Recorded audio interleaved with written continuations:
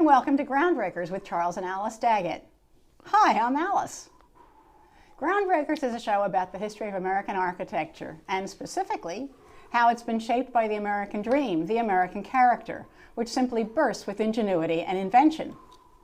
In this series, we're discovering the ways in which architects and their designs have been molded by our culture, our economics, our environment, our social and political fabric.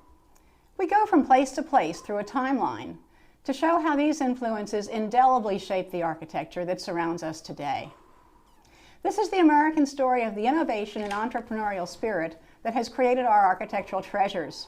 We hope that as you walk around your towns and cities, you'll look up with renewed curiosity and ask, how come? Previously, we examined the formulaic plantation houses of Virginia, that colony's capital Williamsburg, and the neoclassical architecture of Thomas Jefferson. We contrasted them with the far more quirky residences of Annapolis, Maryland. Then we looked at how the Civil War dramatically fueled innovation, focusing on Philadelphia and Boston, where two enormously groundbreaking architects, Frank Furness and H.H. Richardson, completely rejected tradition and pioneered in startling new directions. Next, we visited Chicago to view the paradigm-shifting work of Louis Sullivan and Frank Lloyd Wright. Then on to the West Coast, where Pasadena and San Francisco were fed by the brand new cross-continental railroads. A further innovation in travel, the automobile then powered the careers of Aaron Sarin in Detroit and Rudolph Schindler in Los Angeles. When we headed back to the East Coast, we explored the 1950s and 60s, the International Style and the Philadelphia School. Today, we'll delve further into the Philadelphia School and then the New York Five, led by Richard Meyer and his strikingly white buildings, and even Michael Graves with his decidedly not white buildings. We have with us award-winning architect Charles Daggett, who holds Pennsylvania's coveted Gold Medal of Distinction. A member of the College of Fellows of the American Institute of Architects, Charles has won over 60 national, regional, and local design awards. And he's written a book on this fascinating subject. Welcome, Charlie. Welcome to be with us today. I know we're going to be talking about the Philadelphia School. We alluded to it last time, but is it really a school? Well, no, it was a collection of very like-minded architects, mostly led by Louis Kahn, put together by G. Holmes Perkins, who had come from Harvard, and he was the new dean of the University of Pennsylvania Graduate School of Fine Arts. And he put together an incredible school of architecture. And that included Lou Kahn, Aldo J Garcia, Bob Venturi, Bob Geddes, along with Motherwell, incredible sculptors, painters, people that were unbelievable. Oh boy, a lot of familiar names. In that school. And I happened to be there at that time. Aren't you lucky? But the Philadelphia School was named by Progressive Architecture magazine, and it proclaimed it as a school, but it was really a group of like-thinking architects, but not like-minded architects. Oh. They were all modernists, but they came from different points of view, and they held different points of view. The one thing that they did do was they followed Lou Kahn's respect for the past, who was the first modern architect that starts to go back and say, wait a minute, the past is still valid, and you can't get away from your past. Mies van der Rohe and the other moderns had decided the past was no good. Oh, that's true. And Lou Kahn said, no, the past was really quite a very interesting thing to look at and should be looked at and respected. So the first architect that we're looking at today is Aldo J Garcia, who was at the School of Fine Arts at Penn.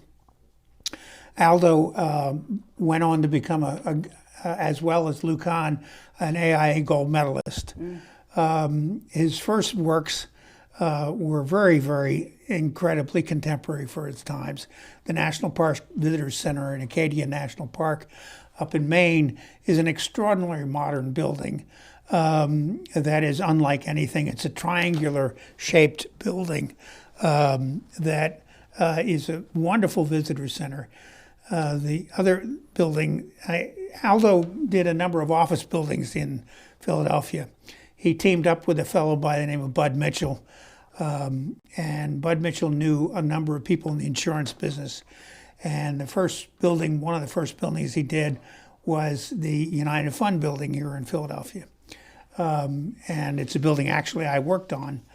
And it was an extraordinary building because he was the first modernist to begin to recognize the position of the sun in buildings. Oh, my. And the building on the Parkway, in the Benjamin Franklin Parkway we're all familiar with, has this screen wall that faces due west and prevents the low western sun from wrecking the offices inside. The north was all a sheer glass wall. That's because office buildings generate more heat than they consume. And so the north wall is all glass. The west wall is in order to obstruct that harsh afternoon sunlight that would prevent you from working. So this is quite groundbreaking because, to my knowledge, up until then, office buildings, high rises, all had four identical facades. At the Seagram building, and it's all four sides. Yeah. Aldo recognized the fact that it was a four-sided building. And different sides call for different sides call for different reaction because of the sun. He's the first actual green architect, long before the terminology ever came into being. The next building is Philadelphian. the INA building, which does very much the same thing. Has a west wall that is another screen wall that shields out the harsh western sun, and the north wall is very glassy. Oh. His next building is a Prudential building, right behind the Independence Hall, and it's a spectacular building. And what he did do was he salvaged the lower floor facade of the old building that was on Walnut Street and incorporated into this modern building. And he preserved the facade, which was the only piece of the building that had been there that was of respect. So it's his gesture back into history. And now that's the Provident Mutual, right? It's the Prudential building in Philadelphia. Okay. The insurance industry really launched his career, and he did a whole campus out in Bryn Mawr called the Underwriters, the College of Life Underwriters. And one of his really startling buildings there is MDRT Hall, which was an educational building for the insurance building. And it's another multi-sided building. The facade that we're looking at right now faces to the west, but it has this canted glass facade because it's not going into offices, it's going into public spaces. Oh. The whole north of the building is all glass. He went on to win an incredible competition for the Parliament building in Canberra, Australia. Oh my goodness. He ultimately moved to Australia. The Canberra building was the largest commission ever received by an architect at the time. It was almost close to $1 billion In those days? in the 1980s. Oh my goodness. And Aldo designed this building. And what he did was he designed a building where the whole roof of the building is a park. Oh, talk about green. And talk about green. It was an incredible building. And he said that the parliamentarians, the representatives, worked for the people, and the people ought to eat their lunch on top of the parliamentarians. And so poetic. he built this park that spans the entire building, and on top of it is a giant Australian flag to celebrate Australia. And the facade of the building is called the veranda, which is a beautiful screen wall. And there's the huge Australian flag as the centerpiece of the entire building and of this park. Along with Aldo in the Philadelphia School was Bob Venturi, and Bob Venturi was the complete iconoclast. He wrote a book called Complexity and Contradiction in Architecture. wherein he declared Mies van der Rohe's less is more as hokum. Oh, jeez. And he said less is a bore. And he wrote the book called Complexity and Contradiction in Architecture, a gentle manifesto. And he said that complexity and contradiction really go hand in hand in architecture. And he cited historical examples of buildings that were very complex and very sometimes irrational. Oh. And he cited those buildings in his book. And it was given for any graduate student. Everybody had to read it. And so his first house that he did was his mother's house in Chestnut Hill. And it's a striking house, and it absolutely knocked the architects off their feet.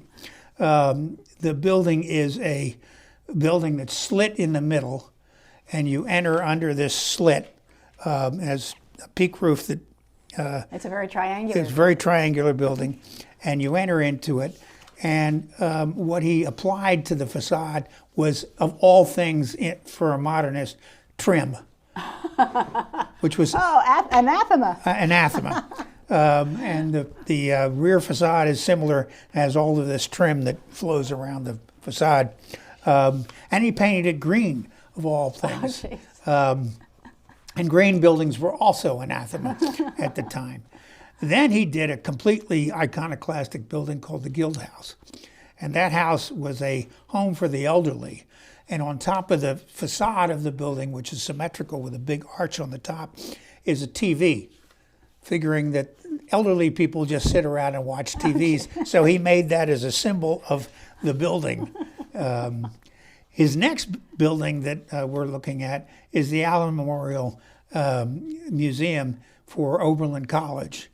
And he's attaching a building to Gaskell's fabulous neoclassical building, and he makes it all patterned in checkerboards, looking like a box of cereal or whatever. Iconoclastic is certainly very, He broke the mold. Yes. And then in the interior of the building, he puts a giant wood Ionic Greek column in the center of the interior of the museum to walk around. Is it structural? No, It's just pure sculpture. And then he starts to receive fairly big commissions, and he got a commission to do the Seattle Art Museum, and the building is a striking building that is filled with pattern, and is an incredible building in Seattle. And of course has nothing to do with Northwestern architecture. And the details of the building are really quite extraordinary in terms of viewing it from the street side. He does a building for Princeton University called Wu Hall, and it's unlike any dormitory that anybody's ever seen. And on the front facade of the building, he puts a giant pattern that kind of evokes Wu, who was the major donor. Oh. The Children's Museum in Houston is another example of a building that just takes complete umbrage at modern architecture and has these giant columns, oversized looking temple for a children's museum. And then finally, he does a building at Bard College. He did many, many buildings, but these are some of the examples of his iconoclastic buildings. And he puts next to a Greek temple a building filled with color and pattern and so on and so forth that completely walks away from the building that it's adding on to. It just denies its validity whatsoever. I mean, it's the two together are just completely at odds. I'm so glad you focused on so many of Venturi's buildings, because that's a name that most people know. Yeah. They don't know Aldo J Garcia's name that well, No. but they certainly know Venturi. And I'll bet you're going to tell us about some more architects whose names are pretty familiar to the listener. Well, I would think that people would know Richard Meyer. Okay. And Richard Meyer is, as opposed to Bob Venturi, strictly a modernist, and he is a complete adherent to Le Corbusier. However, Le Corbusier was very much in love with brutal concrete. And what Richard Meyer does is he looks at Corbusier and he pacifies Corbusier's work and turns it into elegant white buildings. Oh, yes. And they are all white, almost every single one of them.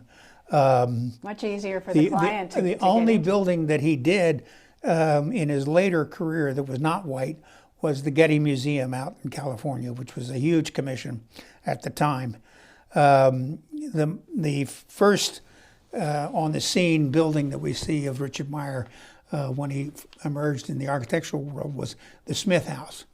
And it was a starkly white, incredible glassy house, which perturbed a lot of the architects because it is completely unlike Aldo's building, completely against the idea of anything recognizing the position of the sun. And in fact, what Richard Meyer led was a group of architects called the Whites. And the Whites were Richard Meyer, John Hedgick, Charlie Gwathmey, who was another Corbusier adherent, Michael Graves, and Peter Eisenman. So are they all, they're all They're East all New Coast. York. They're all New York, okay. They're all New York. And what that created was a response to what's the white architecture, which was the White House, or the Smith House, was a group called the Greys, who one of them was Aldo J, who espoused the fact that his buildings did not recognize the position of the sun and were often unlivable inside because of the teeming amount Meyer's of buildings. yeah, Meyer's the buildings. sun light inside the building was so tough to deal Intense, with. I guess. Intense. The interior is a really startling interior of all white, white on white, minimalist house. He did the Barcelona Museum in Barcelona and very much followed Corbusier's kind of abstract architecture, free-form shapes, sculptural shapes, etc. All glass facade, which is all the ramp that goes up and down the building that connects all of the exhibit floors. The back floors of the building, they're terrific museums because the back floors of the museum are all just blank warehouse-like floors. And in those floors, you can turn it into an exhibit of almost anything. Completely flexible. Partitions in any Flexible. possible way. They're wonderful museums. His next museum that he did was the High Museum in Atlanta, and a lot of people know the High Museum. If you visit Atlanta, it's the one thing you go to, which is the major tourist attraction now in Atlanta. And when they commissioned him, they knew he was going to make a building that was, in fact, a tourist attraction. It's all white. It's all made out of metal panels like the INA building that Aldo J did. That museum propelled his career into doing a lot of museums around the country. The Des Moines Arts Center Museum, the Athenaeum in New Harmony, Indiana. He then was commissioned to do a major federal courthouse building in Ipswich, New York. And like the Barcelona Museum and his other museums, he takes a bland glass facade and juxtaposes a very sculptural shape against that bland facade. It's very Corbusier-like.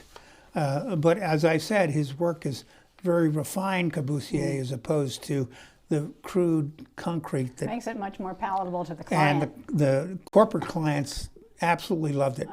And Richard Meyer succeeded like no other of the moderns at the time. Another iconic, one of the things that I do most admire about Richard Meyer and the fact that he was able to get this commission was a commission for the Millennial Church in Rome. And the Pope at the time had the foresight to hire an incredible modern architect to do a church that is unlike any other church you've ever seen. It was originally designed to be metal, and a precast concrete company in Italy decided to promote themselves by donating the entire material for the exterior of the church, and they made it out of precast concrete. And this absolutely pure white precast concrete building. It's really startling. I was there when it was being built, and it was amazing to build. These pieces of concrete are huge curved panels of concrete that are put in place by a railroad that they built in order to cart the concrete up to the building and put it in place. And the railroad had a crane on it, which was a sloped crane, so they could pick the precast concrete up and drop it into place. And swing it and over, then plug I it guess. all in, because Okay. it was all electronically plugged in. It was a very up-to-date building. And the interior of the building is a contrast in white simplicity. Oh. Very much like Alvarato's buildings in Finland. His churches are very much stark white interior buildings. Of course, we're not talking about Alvarado, because No. we're talking about American. Yeah, American architects, obviously. The next architect on the scene, which was a member of the one of the Whites, was Michael Graves. Now, I don't think of him as doing white architecture. Well, he did in the beginning. He did a very white house called the Handleman House, and it's quite white. And he started in the same mold as Richard Meyer, and then he moved on, and he started applying color to the Corbusier buildings, which is very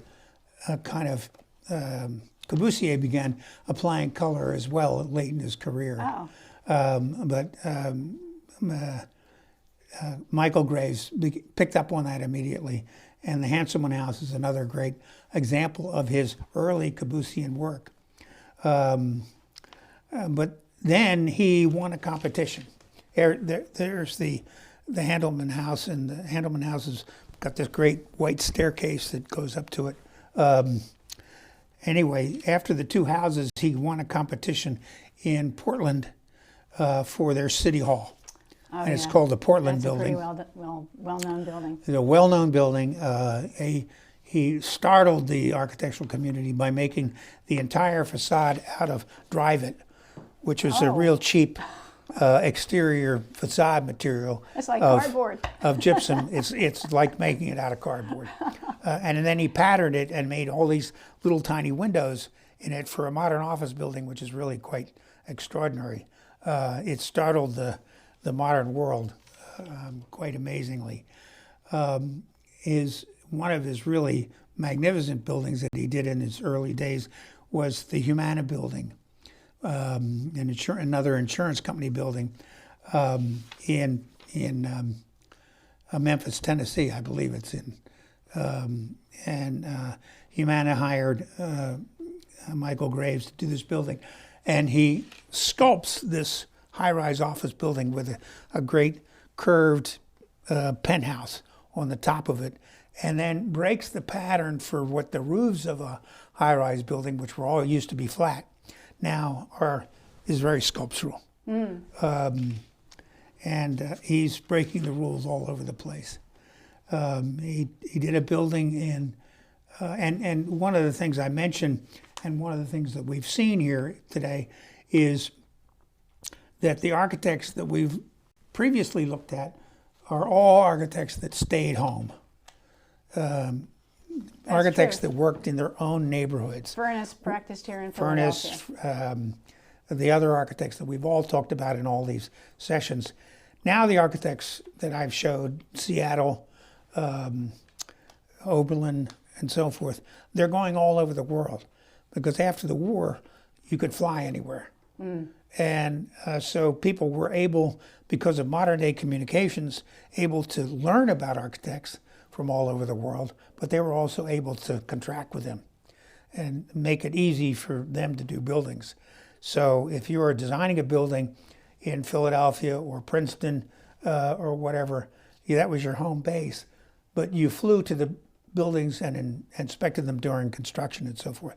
That was a radical departure from American architecture or any place in the world. And so the next building that we look at is the Ministry of Health in the Netherlands. Oh. That Michael Graves did, which is an extraordinary twin building with peaked roofs. And he's one of the first architects that begins exploring different roof shapes for high-rise buildings. Most of the high-rise buildings that we know of, certainly Vince Kling's buildings in Philadelphia, are flat-roofed.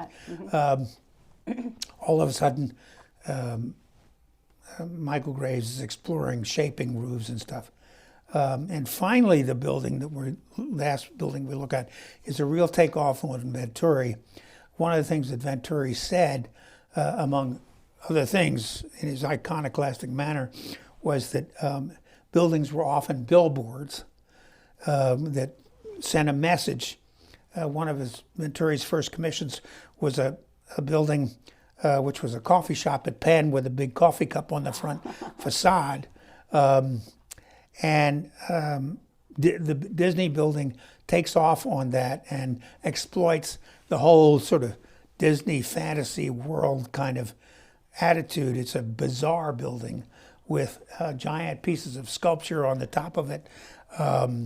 It's a completely bizarre building for an institution that creates bizarre places. That's true, Disney. I mean, and this was a hotel that he did, and it's a remarkable building that takes its shape from Venturi. What you're making me think about with these billboard buildings is it is a dramatic extension of the idea that businesses, corporations hire, you alluded to this in someone hiring Graves for one of the buildings, I think, or maybe it was Jurgla, but in any case, they hire outstanding architects, groundbreaking architects, trend-setting architects to do some surprising, iconic building so that they can start using that as their trademark or to publicize for public relations purposes. Yeah, sure. And so then you take that a dramatic step further and you've got the billboard buildings that actually tell you what the building is. I mean, the Seagram building that we looked at was a perfect example of that. It put Seagram's name on the map. Yeah. I mean, no one really thought of Seagram until they built that building. I mean, it was a liquor. That's true, and the Lever House too. The Lever House as well, but much more the Seagram building than the Lever House. But Venturi was the first architect that began to, well, for one of the things he said, the building was a decorated shed. That you take a shed and you decorate it and so on. And he also thought the building was a billboard or an image. And the billboard meaning it was the logo. Yes, he was one of the first persons that reached out to this kind of architectural symbolism that he loved. He loved making buildings with giant writings on them. Anyway, Michael Graves began to follow that, and we'll look at other architects and see how they improve on that. We will. Yeah, buildings that call even more attention to themselves than have been next time. Absolutely. So, next time, we're going to continue with architects who practice throughout the country and, for that matter, the world, such as James Polchek and Peter Bolin. And we'll finish, wait for it, with the architects of the bazaar, Eric Owen Moss and Frank Gehry, both based in Los Angeles, not surprisingly. Be sure to be with us for that time.